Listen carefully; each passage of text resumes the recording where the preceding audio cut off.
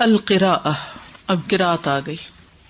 فإذا أخذ في قراءة القرآن فقد قام في مقام مخاطبة ربه ومناجاته فليحذر كل الحذر من التعرض لمقته وسخطه أن يناجيه ويخاطبه وهو معرض عنه ملتفت إلى غيره فإنه يستدعي بذلك مقته ويكون بمنزلة رجل قربه ملك من ملوك الدنيا فأقامه بين يديه فجعل يخاطبه الملك وقد ولاه قفاه أو التفت عنه بوجهه يمنة ويسرة فما الظن بمقت الملك لهذا فما الظن بالملك الحق المبين الذي هو رب العالمين وقيوم السماوات والأرضين. قرأت. پھر جب وہ قرآن کی قرأت شروع کر دیتا ہے تو وہ اپنے رب سے مخاطب ہونے اور اس سے سرگوشیاں کرنے کے مقام پر کھڑا ہوتا ہے. بس اسے چاہیے کہ وہ ہر طرح سے اللہ کی ناراضگی اور اس کے غضب کا نشانہ بننے سے بچے. کہیں ایسا نہ ہو کہ اللہ اس سے سرگوشی کر رہا ہو اور اس سے مخاطب ہو جبکہ بندہ اس سے اعراض کر رہا ہو اور اس کے غیر کی طرف متوجہ ہو. اس طرح وہ اللہ کی ناراضگی کو طلب کرے گا اور وہ ایسے آدمی کی طرح ہوگا جس کو دنیا کے بادشاہوں میں سے کسی بادشاہ نے اپنا قرب بخشا، اس کو اپنے سامنے کھڑا کیا اور جب بادشاہ اس سے مخاطب ہوا تو اس نے اس کی طرف سے اپنی پشت کر لی یا اپنا چہرہ اس سے دائیں یا بائیں موڑ لیا. تو کیا خیال ہے کہ بادشاہ اس پر کتنا ناراض ہوگا؟ تو کیا خیال ہے اس بادشاہ کے بارے میں جو حق اور مبین ہے، جو رب العالمین ہے اور آسمانوں اور زمین کو قائم کرنے والا ہے. فَإِذَا أَخَذَ فِي قِرَاءَةِ الْقُرْآنِ، پھر جب وہ قرآن کی قرأت شروع کرتا ہے، فَقَدْ قَامَ فِي مَقَامِ مُخَاطَبَةِ رَبِّهِ، تو وہ ایسے مقام پر کھڑا ہوتا ہے جس میں وہ اپنے رب سے مخاطب ہوتا ہے، وَمُنَاجَاتِهِ، اور اس سے سرگوشیاں کرتا ہے. یعنی قرآن کی قرأت رب سے سرگوشیاں کرنے کا وقت ہوتا ہے، رب سے بات کرنے کا وقت ہوتا ہے. فَلْيَحْذَرْ كُلَّ الْحَذَرِ، پس چاہیے کہ وہ بچے، پوری طرح بچنا، مِنَ التَّعَرُّضِ، نشانہ بننے سے، لِمَقْتِهِ وَسَخَطِهِ، اس کی ناراضگی اور غصے کا. تو جب انسان رب سے مخاطب ہو، بات کر رہا ہو، تو اسے چاہیے کہ وہ ہر طرح سے اللہ کی ناراضگی اور اس کے غضب کا نشانہ بننے سے بچے. کہیں ایسا نہ ہو کہ ان یناجیہ ویخاطبہ وہو معرض عنہ، کہ اللہ اس سے سرگوشی کر رہا ہے اور اس سے مخاطب ہے، وہو معرض عنہ، اور وہ اس سے منہ پھیر رہا ہے. یعنی اللہ تعالیٰ بندے کی طرف متوجہ ہے اور بندہ اس سے منہ موڑے ہوئے. دوسرا معنی یہ بھی ہو سکتا ہے کہ اللہ سے بات کر رہا ہے اور اللہ سے سرگوشی کرتے ہوئے دھیان ادھر ادھر ہے. ملتفت الی غیرہ، کسی اور کی طرف متوجہ ہے، استغفر اللہ، غیر کی طرف متوجہ ہے. بات اللہ سے ہو رہی ہے، توجہ کسی اور طرف ہے.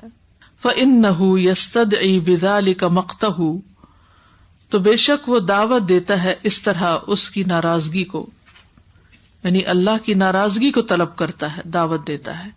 وَيَكُونُ بِمَنزِلَةِ رَجُلٍ، اور وہ اس شخص کی طرح ہو جاتا ہے، قَرَّبَهُ مَلِكٌ مِّن مُلُوكِ الدُّنْيَا، جس کو دنیا کے بادشاہوں میں سے کسی بادشاہ نے اپنے قریب کیا، کسی بڑے آدمی نے. فَأَقَامَهُ بَيْنَ يَدَيْهِ، اس کو اپنے سامنے کھڑا کیا. فَجَعَلَ يُخَاطِبُهُ الْمَلِكُ، اور بادشاہ جب اس سے مخاطب ہوا، اس سے بات کرنے لگا. وقد واللہ قفاہ، تو اس نے اپنی پیٹھ ادھر پھیر لی، منہ موڑ لیا. یعنی بادشاہ اس سے بات کر رہا ہے اور وہ دوسری طرف منہ کر کے کھڑا ہو گیا. اب التفت عنہ بوجہہ یمنۃ ویسرۃ، یا موڑ لیا اس نے اپنے چہرے کو دائیں جانب یا بائیں جانب. فما الظن بمقت الملک لہذا، کیا گمان کرتے ہو، کیا خیال ہے اس بادشاہ کے غصے کا اس شخص پر.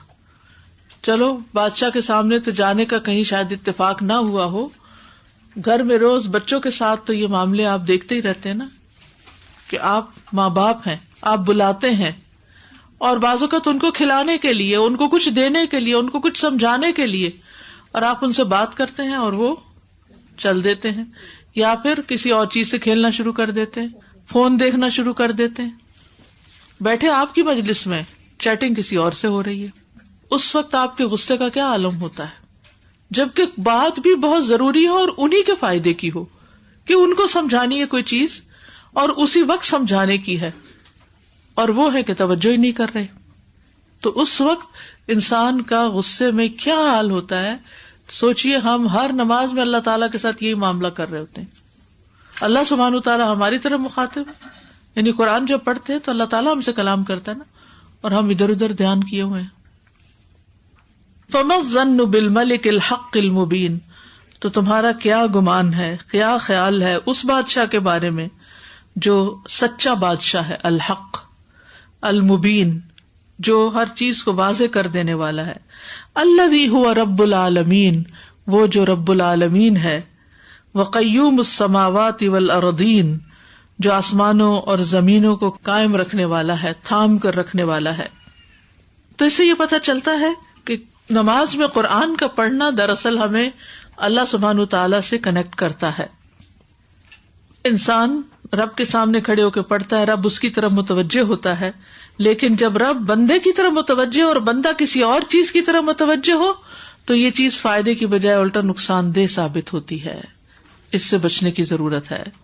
قرات جو ہے وہ بیسیکلی انسان کو اللہ سے جوڑنے کا بہترین ذریعہ ہے، یعنی قرآن کا پڑھنا.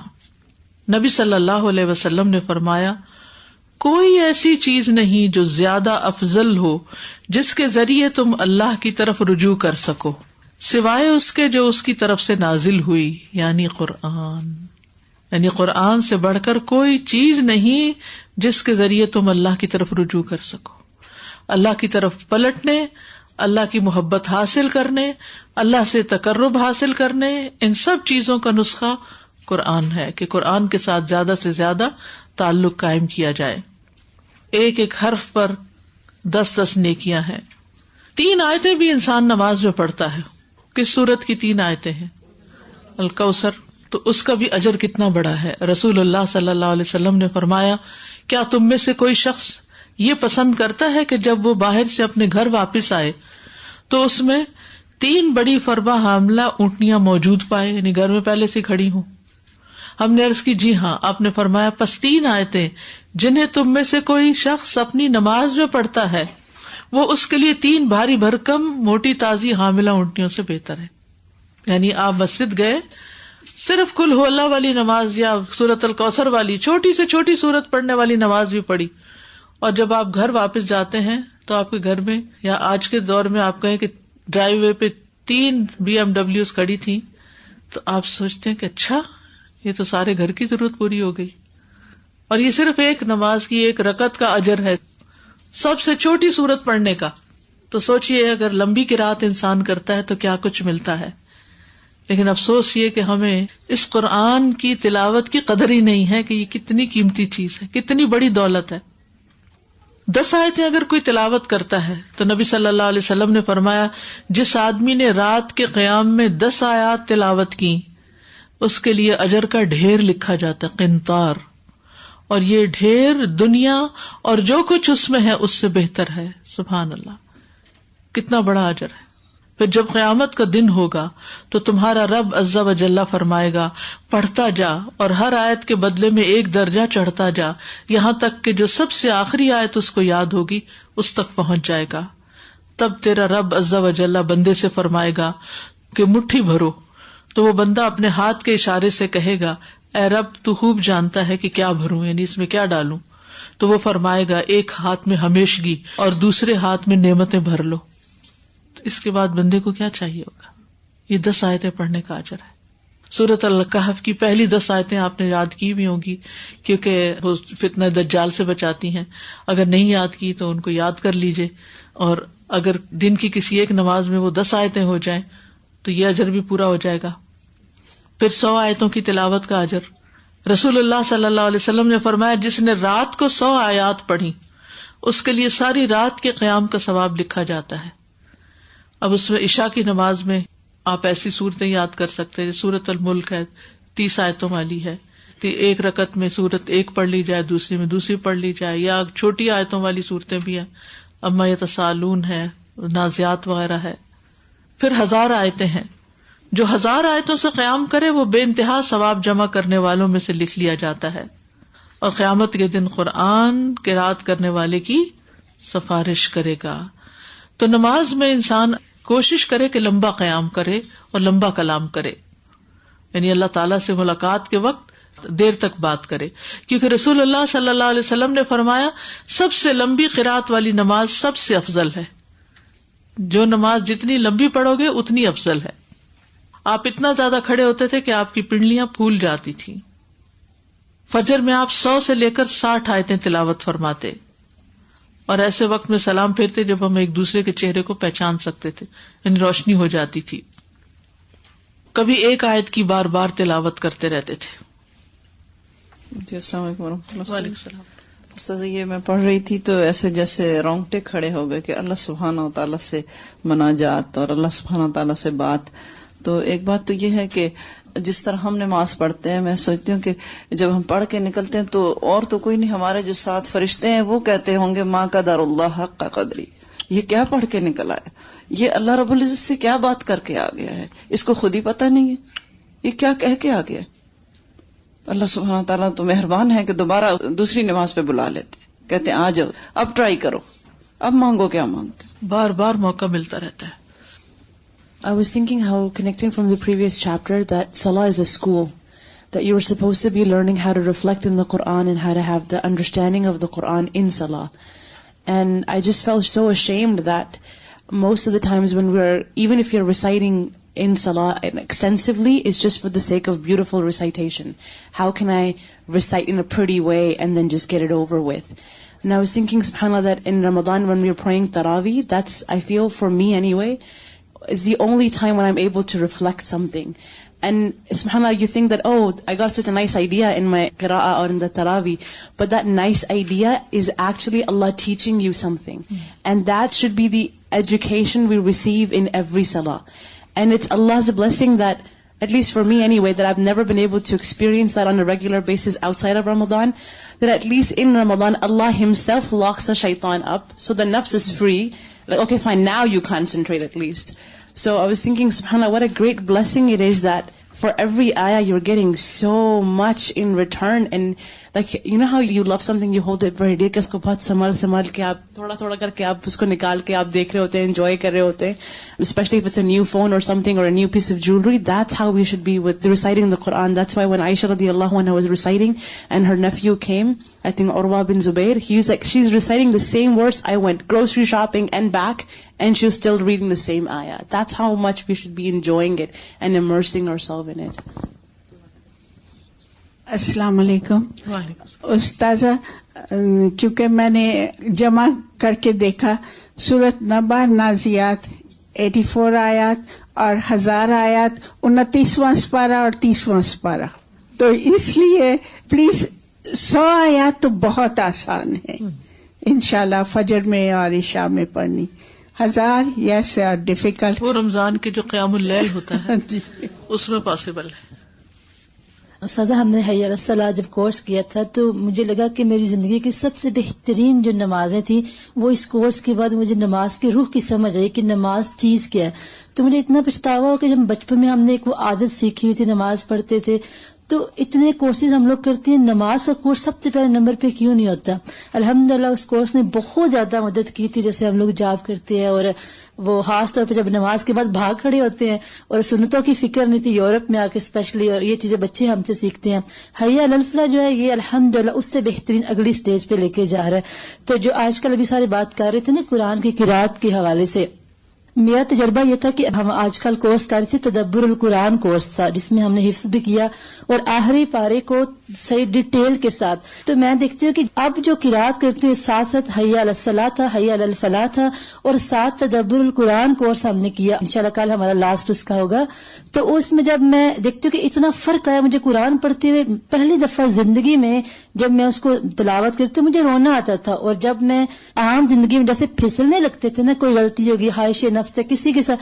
تو جب واپس گئے تلاوت کی لابسین فیہا احقابا مدتوں جہنم میں رہیں گے, تو وہ ساری میرے اندر چلتی تھی, تو مجھے فرق فیل ہوتا ہے. تو میں اس لیے بس یہ چھوٹی سی بات شیئر کروں گی اپنی بہنوں سے کہ جو اس چیز میں تھک رہی ہیں کہ نماز کے اندر یکسوئی نہیں آ رہی, قرآن پڑھتے مزہ نہیں آ رہا, وہ قرآن کو تدبر کے ساتھ, یعنی یہ کورس کر رہے ہیں, کوئی چھوٹے کورس ہو تو یہ بہت زیادہ مدد کرتے ہیں. اور دوسرا یہ کہ میری زندگی کا یہ خوبصورت ترین مہینہ میں نے استاذہ کو لائیو دیکھا الحمدللہ. مجھے سے یہ خوشی سنبھالے نہیں جاتی کیونکہ میں نروس تھی اور میں سوچ بھی نہیں سکتی تھی کہ اللہ تعالیٰ مجھے اتنی جلدی موقع دیا الحمدللہ. وَلْيَقِفْ عِنْدَ كُلِّ آيَةٍ مِّنَ الْفَاتِحَةِ وَقْفَةً يَنْتَظِرُ جَوَابَ رَبِّهِ لَهُ وَكَأَنَّهُ يَسْمَعُهُ يَقُولُ حَمِدَنِي عَبْدِي حِينَمَا يَقُولُ الْحَمْدُ لِلَّهِ رَبِّ الْعَالَمِينَ. فَإِذَا قَالَ الرَّحْمَٰنِ الرَّحِيمِ وقف لحظة ينتظر قوله أثنى علي عبدي. وإذا قال مالك يوم الدين انتظر قوله مجدني عبدي. فإذا قال إياك نعبد وإياك نستعين انتظر قوله هذا بيني وبين عبدي. فإذا قال اهدنا الصراط المستقيم إلى آخرها انتظر قوله هؤلاء لعبدي وَلِعَبْدِي مَا سَأَلَا. اس کو چاہیے کہ سورۃ الفاتحہ کی ہر آیت پر رکے اور اپنے رب کے جواب کا انتظار کرے, گویا کہ وہ اس کو کہتے ہوئے سن رہا ہے میرے بندے نے میری تعریف بیان کی جب وہ یہ کہتا ہے الحمدللہ رب العالمین. اور جب وہ کہتا ہے الرحمن الرحیم تو وہ ایک لمحے کے لیے رکے اور اللہ کے اس قول کا انتظار کرے کہ میرے بندے نے میری ثنا بیان کی. اور جب وہ کہے مالک کی یوم الدین تو وہ اللہ کے اس قول کا انتظار کرے کہ میرے بندے نے میری بزرگی بیان کی.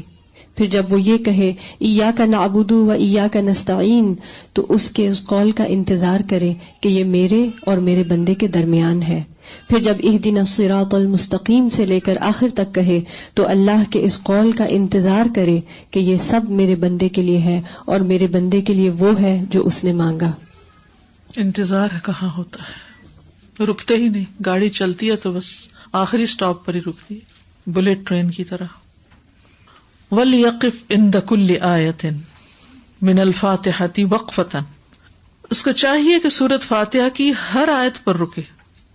يَنْتَظِرُ جَوَابَ رَبِّهِ لَهُ, انتظار کرے اپنے رب کے جواب کا اپنے لیے. وَكَأَنَّهُ يَسْمَعُهُ, گویا کہ وہ سن رہا ہے کہ اللہ تعالیٰ فرما رہا ہے یقول حمدنی عبدی, میرے بندے نے میری حمد بیان کی. کیونکہ حدیث میں آتی ہے نا یہ ساری تفصیل. حینما یقول الحمد للہ رب العالمین, جس وقت وہ کہتا ہے الحمد للہ رب العالمین. فاذا قال الرحمن الرحیم, پھر جب وہ کہتا ہے الرحمن الرحیم وقف لحظۃ ینتظر, ایک لمحے کے لیے رک کے انتظار کرے قولہ, اللہ تعالیٰ کے فرمان کا, اثنا علی عبدی, میرے بندے نے میری ثنا بیان کی. فاذا قال مالک یوم الدین, پھر جب وہ کہے مالک یوم الدین انتظر قولہ, تو اللہ تعالیٰ کے فرمان کے لیے انتظار کرے. مجدنی عبدی, میرے بندے نے میری بزرگی بیان کی. فاذا قال ایاک نعبد و ایاک نستعین, پھر جب وہ کہے ایاک نعبد و ایاک نستعین انتظر قولہ, وہ اللہ کے اس قول کا انتظار کرے. ھذا بینی و بین عبدی, یہ میرے اور میرے بندے کے درمیان ہے. فاذا قال اہدنا الصراط المستقیم الی آخرها, پھر جب وہ کہے اہدنا الصراط المستقیم آخر تک, انتظر قولہ, تو اللہ تعالیٰ کے اس فرمان کا انتظار کرے. ہؤلاء لعبدی, یہ میرے بندے کے لیے ہے. ولعبدی ما سأل, اور میرے بندے کے لیے وہ ہے جو اس نے سوال کیا, یعنی جو اس نے اس نماز میں مانگا, ایاک نعبد و ایاک نستعین میں اور اہدنا الصراط المستقیم میں, وہ میں نے اس کو دے دیا, اس کو اب ہدایت مل گئی. تو اس سے یہ پتہ چلتا ہے کہ نماز میں ٹھہر ٹھہر کے تلاوت کرنی چاہیے اور غور و فکر بھی کرنا چاہیے. افلا یتدبرون القرآن ام علی قلوب اقفالها, کیا وہ قرآن میں غور و فکر تدبر نہیں کرتے, کیا ان کے دلوں پہ تالے پڑے ہوئے. یعنی تدبر کرنے سے نماز خوبصورت بنتی ہے. اور پھر آیات پر غور و فکر کرنا. کتاب انزلناہ الیک مبارک لیدبروا آیاتہ ولیتذکر اولو الالباب, یہ ایک کتاب ہے، ہم نے اسے تیری طرف نازل کیا ہے، بہت بابرکت ہے، تاکہ وہ اس کی آیات میں غور و فکر کریں اور تاکہ عقلوں والے نصیحت حاصل کریں۔ پھر یہ کتاب کے وارثوں کی علامت ہے، الذین آتیناہم الکتاب یتلونہ حق تلاوتہ اولئک یؤمنون بہ، وہ لوگ جنہیں ہم نے کتاب دی وہ اس کی تلاوت ایسے کرتے ہیں جیسے حق ہے اس کی تلاوت کا، یہی لوگ اس پر ایمان رکھتے ہیں۔ اور حضور قلب سے پڑھنا یعنی توجہ سے پڑھنا، اللہ کی خشیت کے ساتھ پڑھنا۔ رسول اللہ صلی اللہ علیہ وسلم نے فرمایا، لوگوں میں قرات کے لحاظ سے بہترین انسان وہ ہے جو قرآن پڑھے تو نظر آئے کہ وہ اللہ سے ڈرتا ہے، یعنی صرف تجوید کے قواعد ہی کو مد نظر نہ رکھے بلکہ خشوع سے پڑھے، یہ محسوس ہو کہ یہ شخص اللہ سے ڈر کے پڑھ رہا ہے، اس کی قرات میں عاجزی اور انکساری ہو۔ پھر اسی طرح رک رک کے پڑھے، وقفے دے کر پڑھے۔ رسول اللہ صلی اللہ علیہ وسلم جب الحمدللہ رب العالمین پڑھتے تو رک جاتے، پھر الرحمن الرحیم پڑھتے تو رک جاتے، پھر کہتے مالک یوم الدین، اور اسی طرح سورت کے آخر تک کرتے، اور اسی طرح آپ کی تمام قرات تھی۔ تو اس پیراگراف میں جو بات سمجھ میں آئی وہ کیا ہے کہ غور و فکر کیا جائے، اور اس سے نماز میں خشوع پیدا ہوگا جب ہم سمجھ کے قرآن پڑھیں گے۔ ایٹ لیسٹ اگر سارا قرآن ترجمے سے نہیں بھی پڑھا کسی نے تو وہ حصے جو یاد کیے ہمیں زبانی ان کو تو سمجھ کے پڑھنا چاہیے، ان کا تو ترجمہ آتا ہی ہے۔ پھر آپ دیکھیں کہ ہم میں سے اکثر پیرنٹس کا یہ ٹرینڈ ہوتا ہے کہ بچے حافظ بن جائیں، اور اس کے لیے وہ کوشش محنت بھی کرتے ہیں، اور اس کے پیچھے تھوڑا سا اپنا لالچ بھی ہوتا ہے کہ یہ حفظ کر جائے تو قیامت کے دن ہماری بخشش ہو جائے۔ ٹھیک ہے نا، چلے اچھی بات ہے، اسی لیے محنت کرتے ہیں۔ اپنے پہ محنت نہیں کی، چلو بچوں پہ ہی کر لو، کچھ بنا دو ان کو۔ لیکن جب بھی کوئی بچہ حفظ کر رہا ہوتا ہے تو میں والدہ سے ضرور یہ بات کرتی ہوں کہ آپ نے اس کے سمجھنے کا بھی کوئی انتظام کیا۔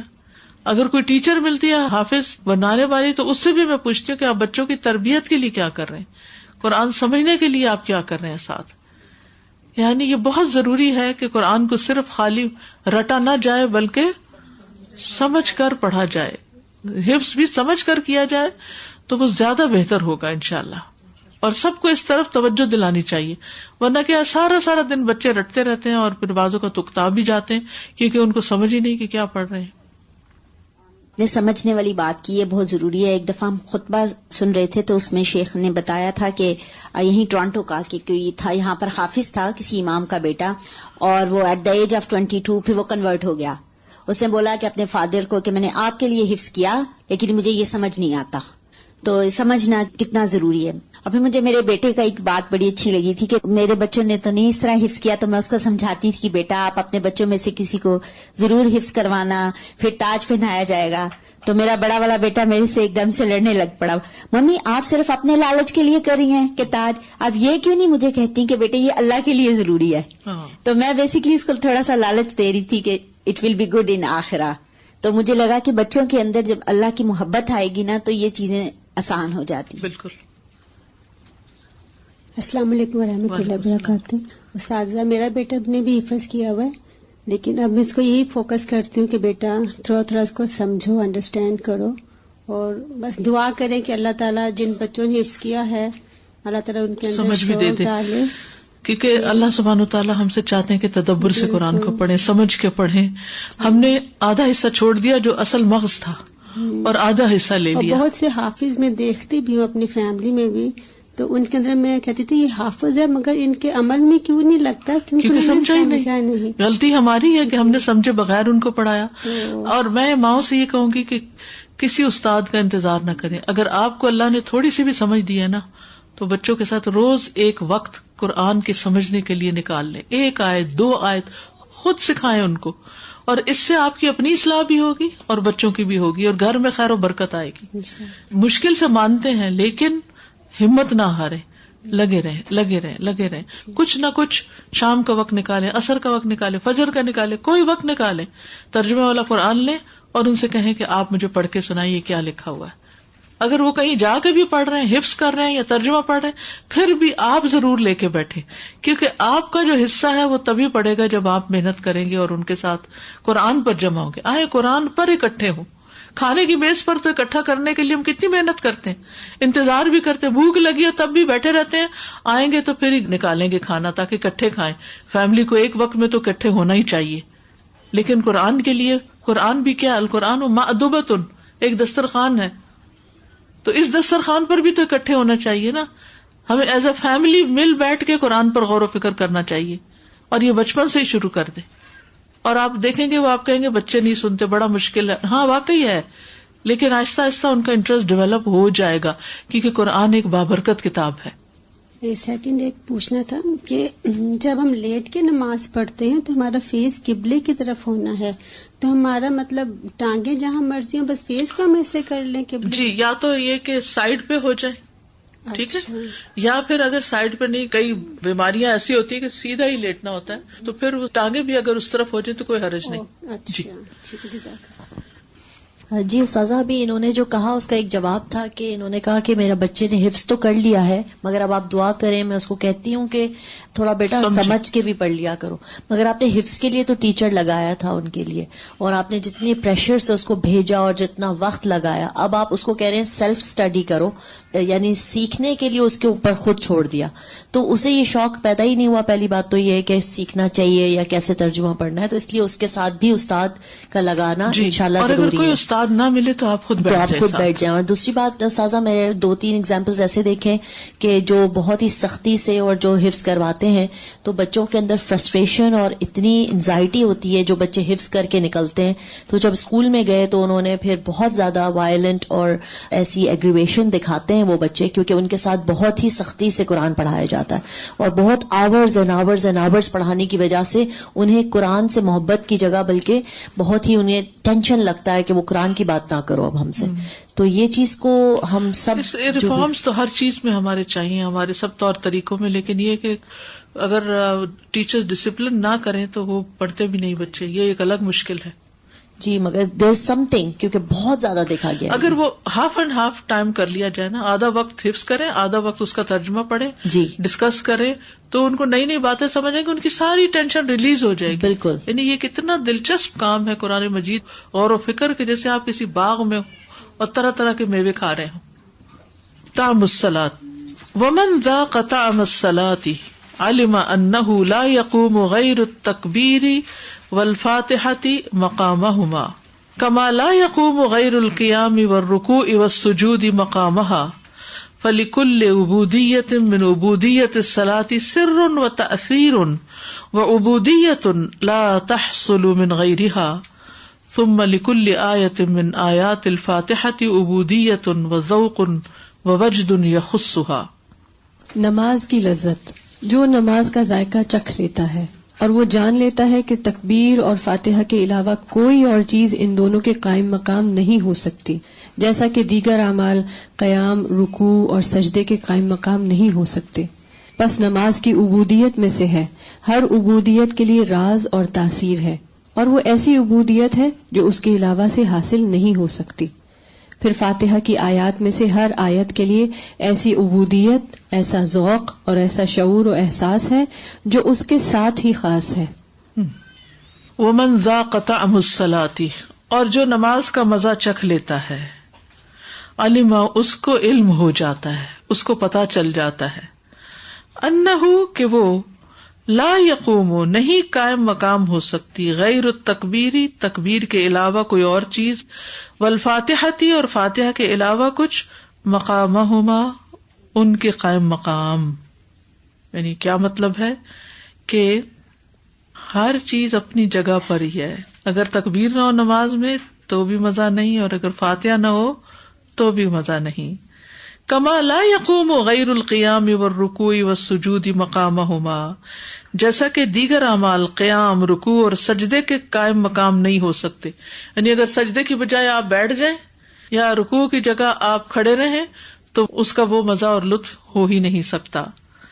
فَلِكُلِّ عُبُودِيَّةٍ مِّنْ عُبُودِيَّةِ الصَّلَاةِ سِرٌ وَتَأْثِيرٌ, تو ہر عبودیت کے لیے, من عبودیت الصلاۃ, نماز کی عبودیت میں سے, یعنی نماز کے جتنے بھی ریچولز ہیں, جتنی بھی عبادتیں ہیں, ان میں سے ہر ایک کا ایک راز ہے اور ایک تاثیر ہے. یعنی اس کے پیچھے ایک حکمت ہے, ایک وزڈم ہے, اس کی ایک وجہ ہے کہ اس طرح کیوں کیا گیا. جیسے وضو ہے تو آپ نے پڑھا کہ وضو کیوں, تیاری ہے رب کے حضور جانے کی.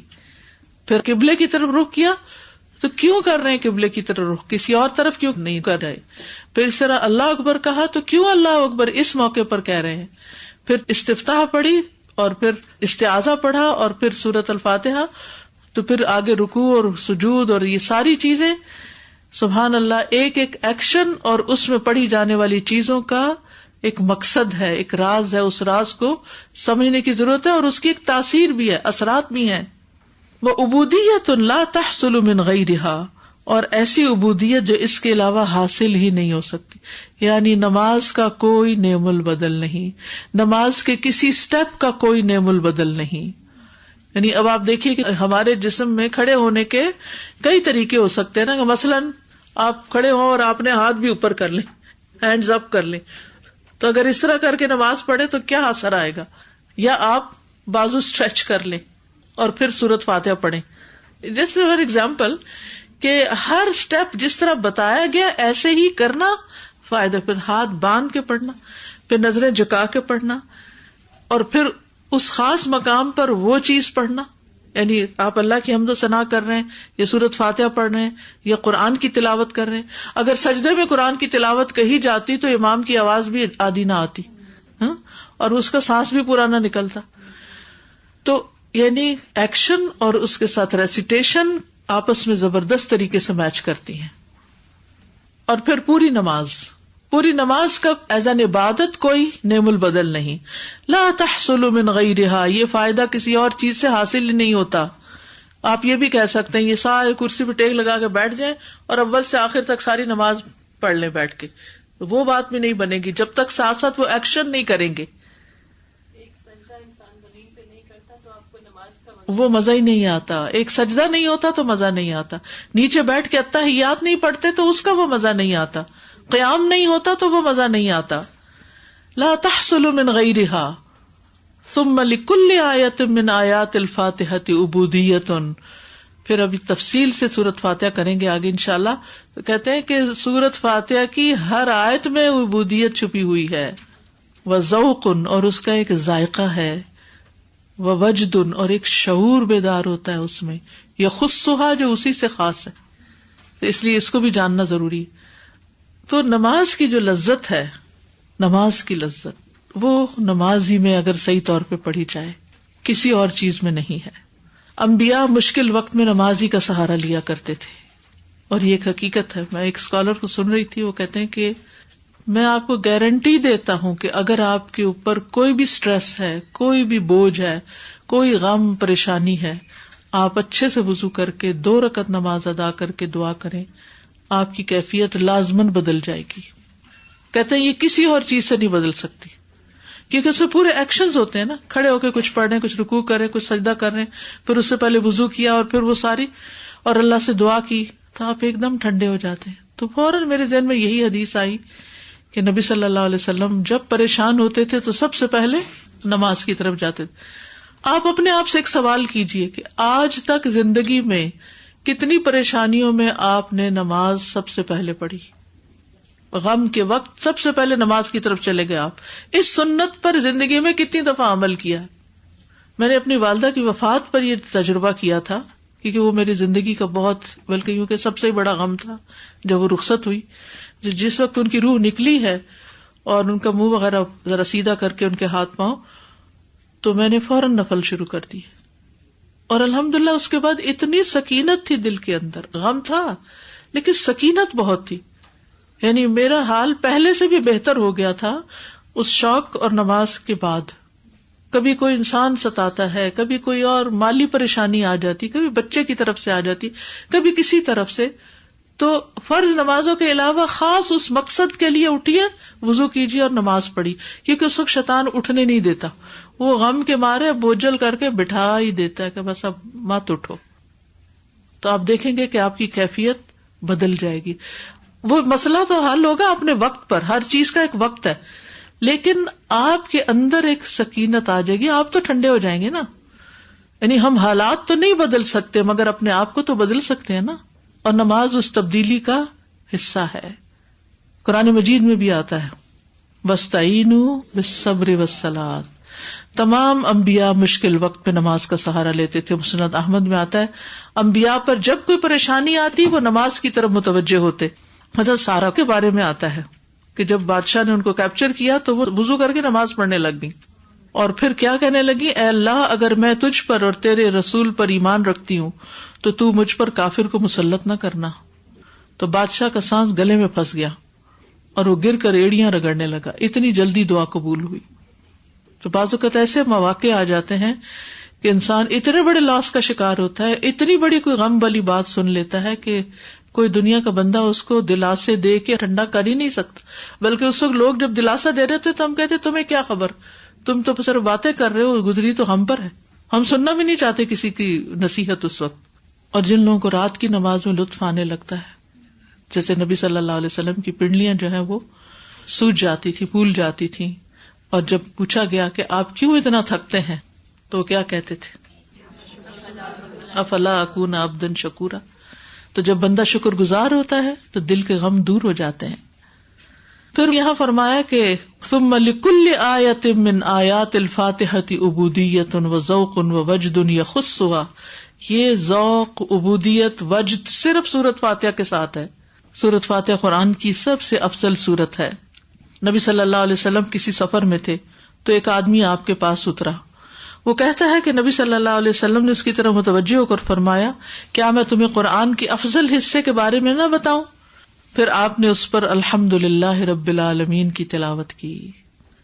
یہ ایک بے مثل سورت ہے. رسول اللہ صلی اللہ علیہ وسلم نے فرمایا, اللہ عز و جل نے ام القرآن یعنی سورت فاتحہ جیسی سورت نہ تو تورات میں نازل فرمائی نہ ہی انجیل میں, اور یہی سبع مثانی ہے.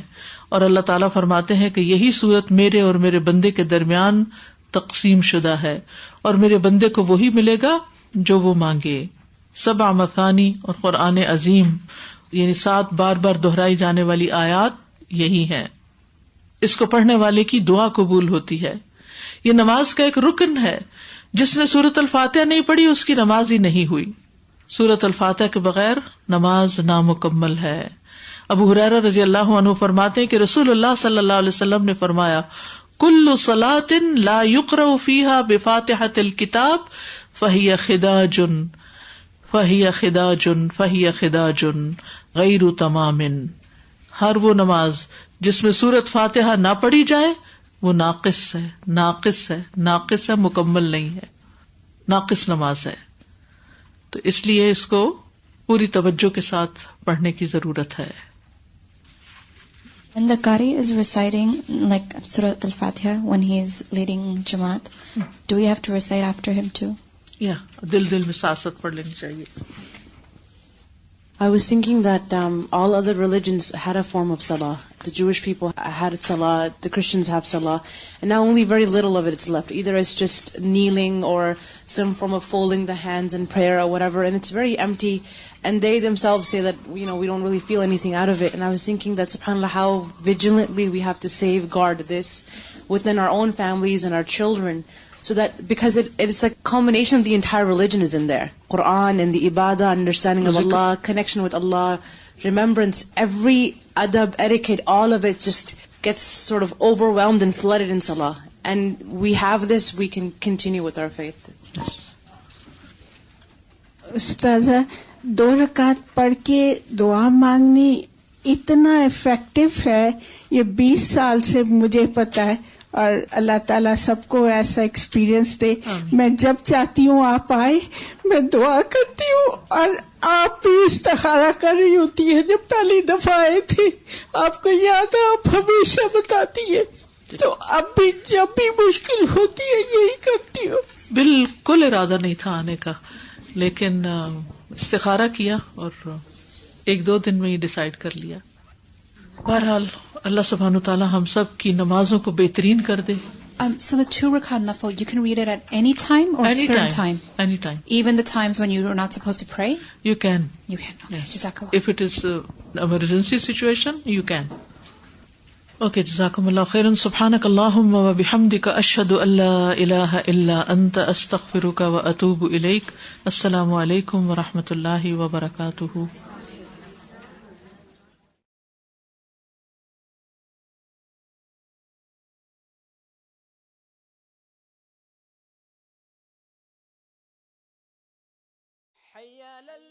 مزید ایسی اسلامی ویڈیوز کے لیے ہمارے چینل کو سبسکرائب کیجیے اور گھنٹی کے نشان کو دبائیے.